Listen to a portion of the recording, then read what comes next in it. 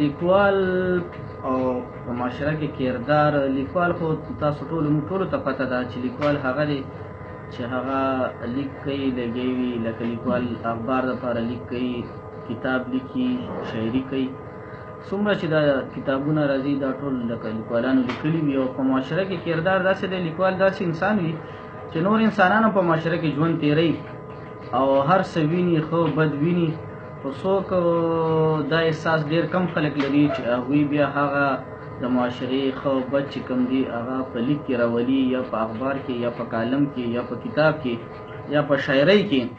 هغوی هغه د معاشرې ستونزې، د هغې اصلاحات او هغې کې چې کوم ژوند خلک تیروي، د هغوی تګ وغیره هر یو شی سماجي، معاشي، څومره چې حالات وي هغه په کتابي شکل کې یا د کالم په شکل کې قلم ته سپاري او هغه لیکل هغه کوي. دغه د لیکوال یو کردار دی، ځکه چې لیکوال چې کوم دی هغه د معاشرې ویښ خلک دي.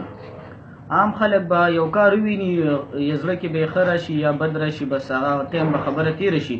خو لیکوال داسې نه کوي. لیکوال چې کوم دی نو هغه ښه بد چې کوم دی نو هغه قلم ته سپاري او اخبار ته سپاري، کتاب ته سپاري. هغه به راتلونکي وخت کې د راتلونکي نسلونو په کار راځي، د دې وخت عکاسي ترې کېږي، د دې وخت د معاشرتي، د سماجي د حالاتو عکاسي ترې کېږي او یو تاریخ جوړ شي. نو دې د وجې لیکوال چې کوم دی هغه د معاشرې ویښ خلک دي، باضمیره خلک وي. او زه یم چې په معاشره کې چې څومره خلک وي نو د لیکوال حیثیت نه ډېر دی، معتبر خلک دي، ښه خلک دي.